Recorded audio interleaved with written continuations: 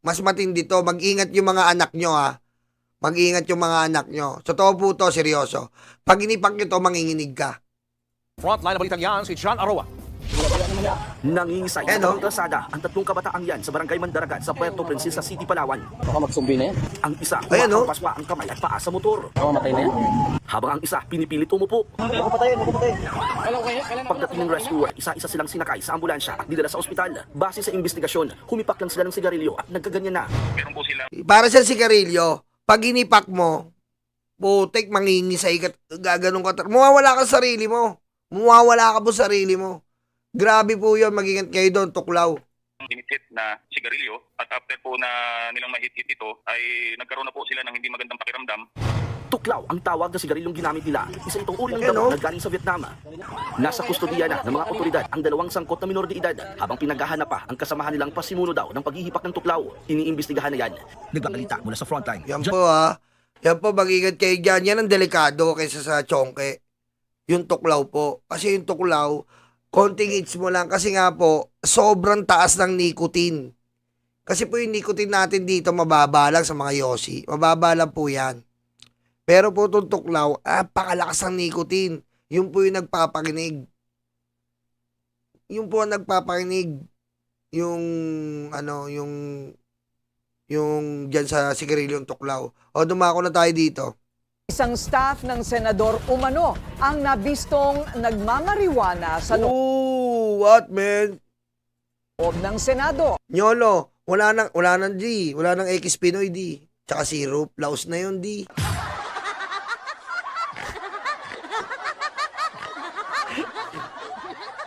Dati, nakikita ko yung tito ko, bumibili ng ganito kalaki syrup, oh. Ang laki, ganito kalaki syrup, oh.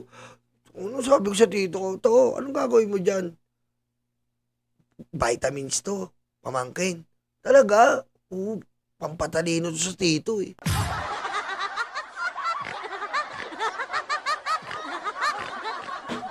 Tignan mo mamaya-maya, pamangkin. Iinumin ko lang tong vitamins ko. Mamaya-maya, kita mo, ano na si tito, maaantok na. Bata pa ako nun, eh. Ininom ng tito ko, syrup, dire-diretso.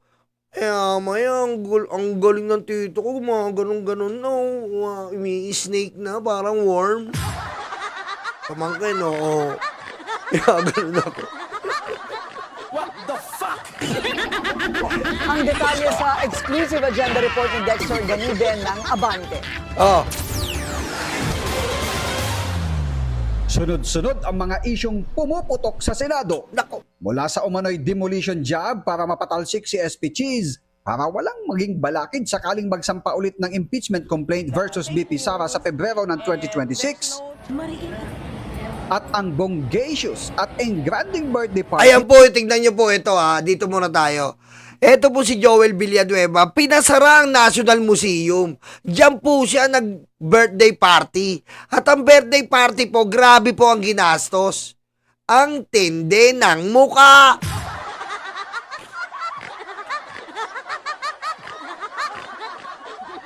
Grabe tindi ng mukha ni Joel Villanueva po.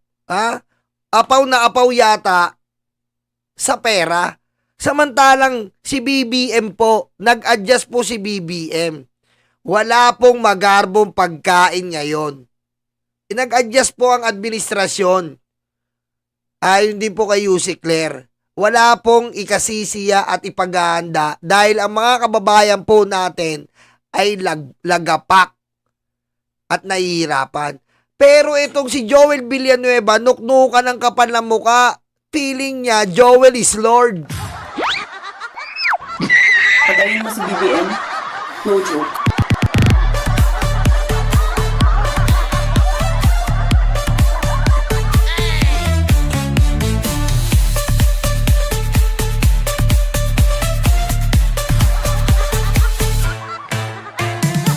Tsaka ito lang National Museum.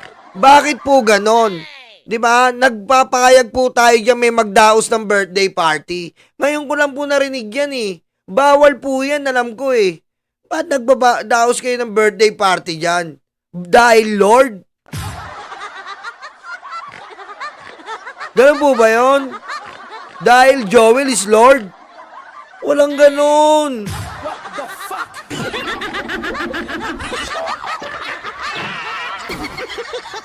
Huwag po tayong ganun. Magpa-party sa National Museum na sagrado po yan, National Museum.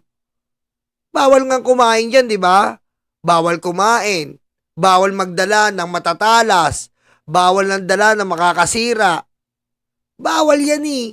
Dahil nandiyan po ang ating importanteng mga treasure.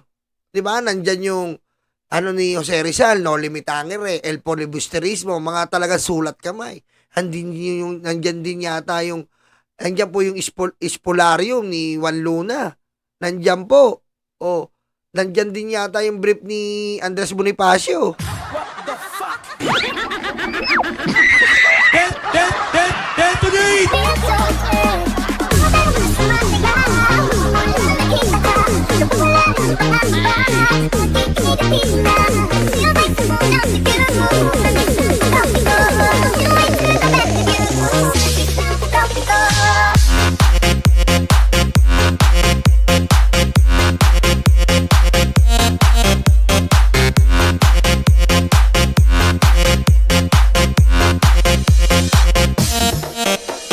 Wala lang, naalala ko lang po yung pasensya na po naalala ko kasi yung HE teacher ko. Ang dami kong throwback ngayon, no?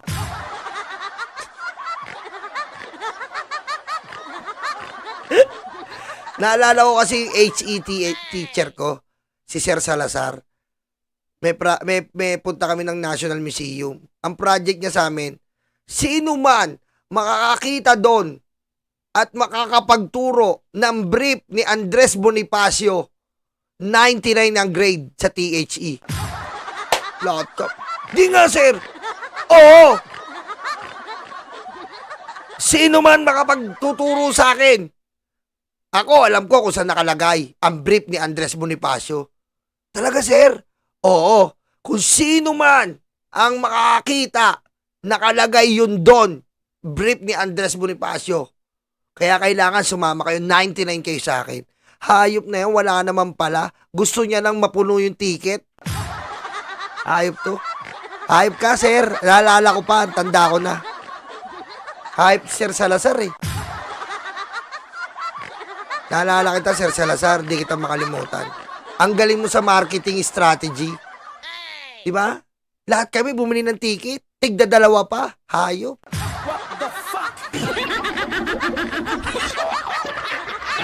Ayan po, kita-kita nyo naman po. Isang senador po ang nagpa-party pa. Sa kabila ng nakaraang linggo lang po, bagsak na bagsak tayo dahil sa baha. Pero si Joel is Lord, naturingan Lord, wala rin puso. Tama po ba to, mga kababayan? Ang ating tinitingan lang si Joel is Lord. Kinikilala natin Lord.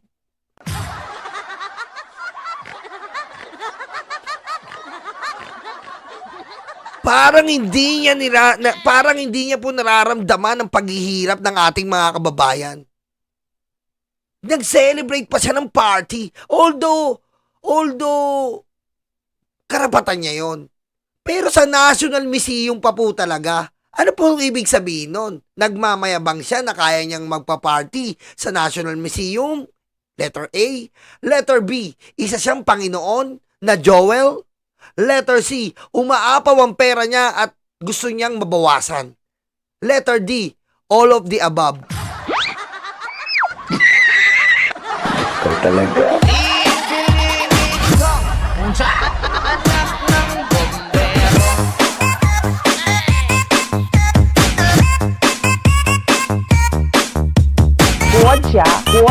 Guo Chuxi Xi Jinping. Sabi ni Mamay Irie, letter D. Sabi, hindi naman siya British, bakit siya Lord? Mami, he is Lord. Amen? Amen. Amen. Amen. Ini Senate Majority Leader Joel Villanueva sa National Museum. National Museum! Kita-kita nyo, pagkapalit ng pagkapalit, binaba ang Pilipino. Si Joel, our Lord. partying at the National Museum.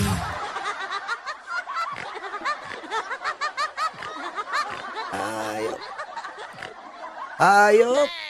At ang tugtog pa raw doon, don't stop the party. Don't stop the party!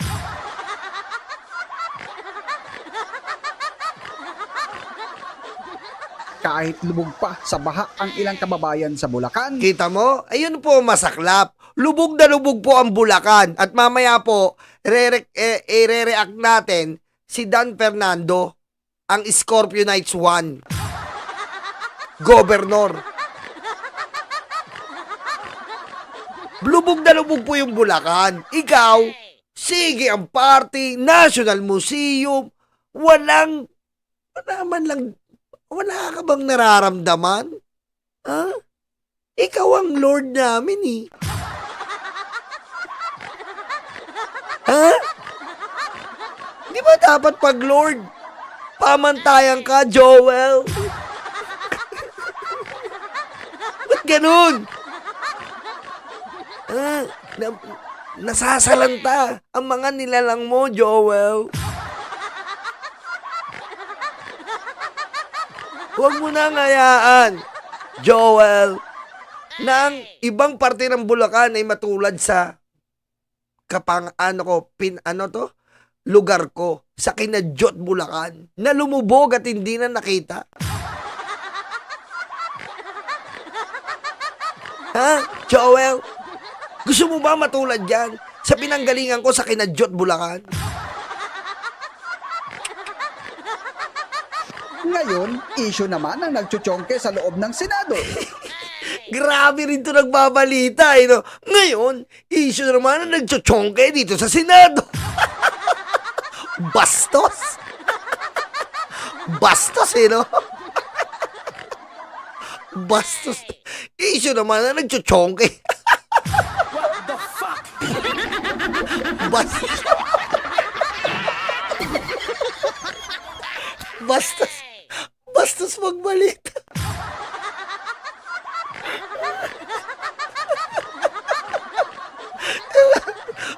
Hindi mo lang issue naman na may gumagamit ng masamang bisyo. Hindi. Issue naman po na may gumagamit ng masamang bisyo sa Senado. Hindi. Talaga siya. Issue naman na nagchuchongke sa Senado.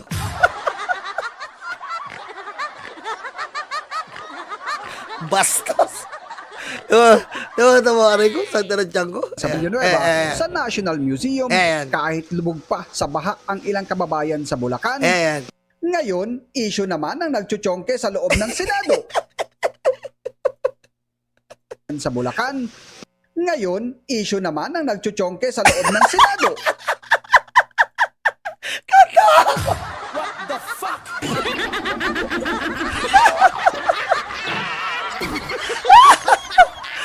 Samantala ko si Dolly Di Castro, mga kababayan sa ating Senado po ay natagpuan po at nakaamoy po sila ng ipinagbabawal na gamot. Di ba? Di ba? Di ba? Ganyan yan pag Dolly Di Castro, mga veterano. Mel Tiangco. Magandang gabi, mga kapuso. Meron pong naamoy na ipinagbabawal na gamot diyan po sa ating Senado. Magpakailanman di nagbabago.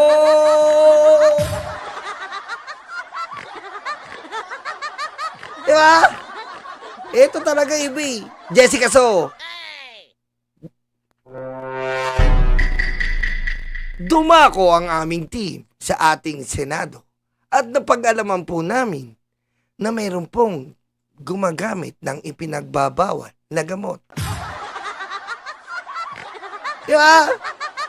Ito, iba itong bilyonaryo eh. Iba yung bilyonaryo. Meron naman po nagchochongke sa Senado.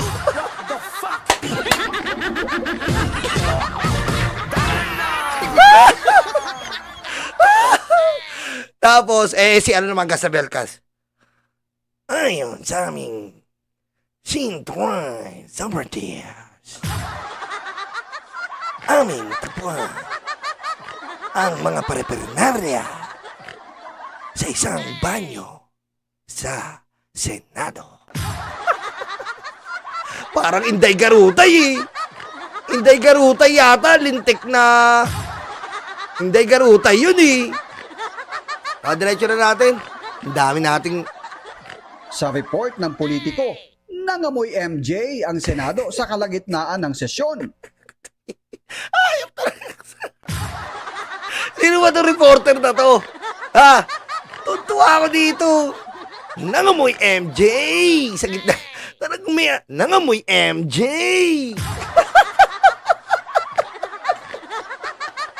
Ayop ka! Ayop ka! Nagmistulang sniffing dog sa mga kawani ng Senate Sergeant at Arms para hagilapin kung sino ang nakascore na pumasok sa session hall.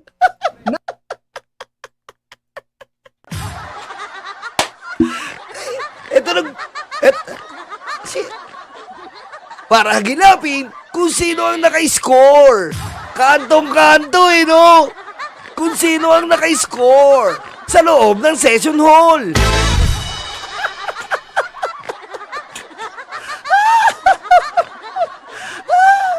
Ayop. Ang sakit na lang pangako. Natunto numano ang isang babaeng staff sa isang CR sa Senado. Isang babaeng staff sa isang CR sa Senado. Isang babaeng staff. Yan ang ating keyword of the day. Okay? Isang babaeng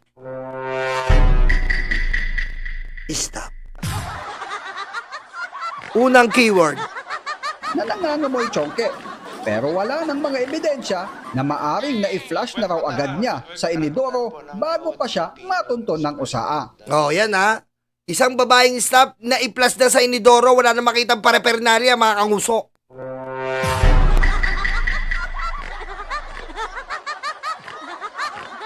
Ayan po ha, isang babaeng staff ha, na i-flash. Okay, diretso. Ayon kay Senate Sergeant at Arms, Major General Mau Aplaska, nag-iimbestiga na sila batay sa lumabas na artikulo ng politiko. Yan po ang masama. Diba? Kung kailan ang media pa ang makakaalam. Samantalang kagalang-galangan ang mga senador. Andiyan si Rapi Tulfo, Erwin Tulfo. Ano na? Ano na? Asan si Bato? May ano ng drugs. Imbestigahan nyo yan. Putik na, puro kayo peke. What the fuck? Diba? Putik. Gumagawa kayo ng batas. Andiyan ang mga adik sa paligid nyo. Ano yan? Yan tayo eh. Nabatid ng Billionaire News Channel na pinatawag na rin sa usaa ang Chief of Staff ni Senator Robin Padilla. Nako! Kaya pala liligal natin ang marijuana. Kaya pala eh. May pinagugutan pala. May pinagugutan pala si Robin. Para yung mga chief, mga staff daw ni Robin na nakikitaan ay talagang hindi na mamumblema. Mag-uusay pala si Robin eh. Diba? Ngayon, Chis Escudero, magkuha ka ng investigasyon dyan. Hindi pa pwede yan. Nasa paligid nyo na yung adik. Nasa paligid nyo na. Tapos gusto nyo pa kayo ng batas para sa Pilipinas? Dyan sa bakuran nyo, hindi nyo maayos? What the fuck?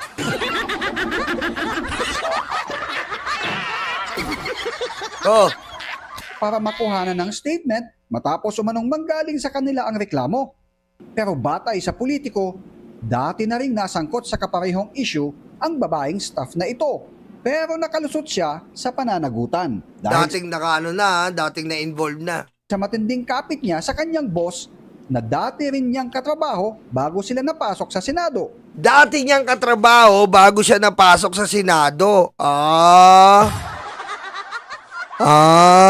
Dati niyang katrabaho bago napasok sa Senado.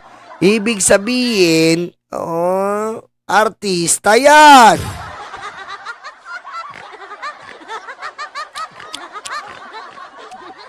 Ang dati niyang, itago na lang natin sa pangalang NM. Si NM po, si NM po ay siya po ang staff. Siya po ang staff ni Robin Padilla. Siya po ang staff ni Robin Padilla. At kung dating katrabaho, yun lang naman po ang kasama niyang babaeng galing sa showbiz. Si NM.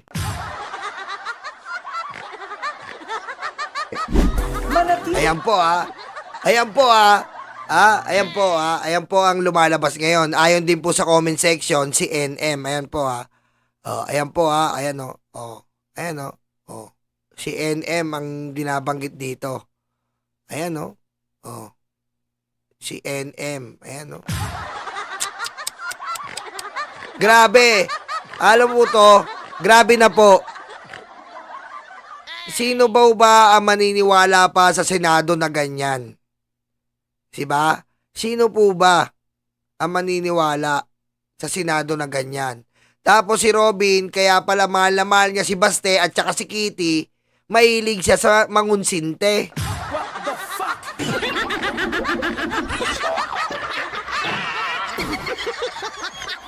Diba? Mahilig siya mangunsinte, stop niya pa. Anong klase yung senador na yan? Paano mo gagalangin ang isang senador na ganyan? Di ba po?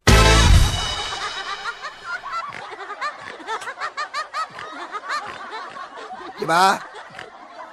Kayo na po magpangalan, pero NM po. I-search nyo na lang sa FB, tapos tingnan nyo doon. At kung napanood nyo po yung plenary session ni Robin kanina, makikita nyo doon, pinakita niya yung staff niya. Kayo na lang po mag-ano. Ano pong moral lesson na mapupulot natin dito? Na walang kwenta na po ang Senado dahil may nagchuchok. What the fuck? Patayin mo si BBM. No joke.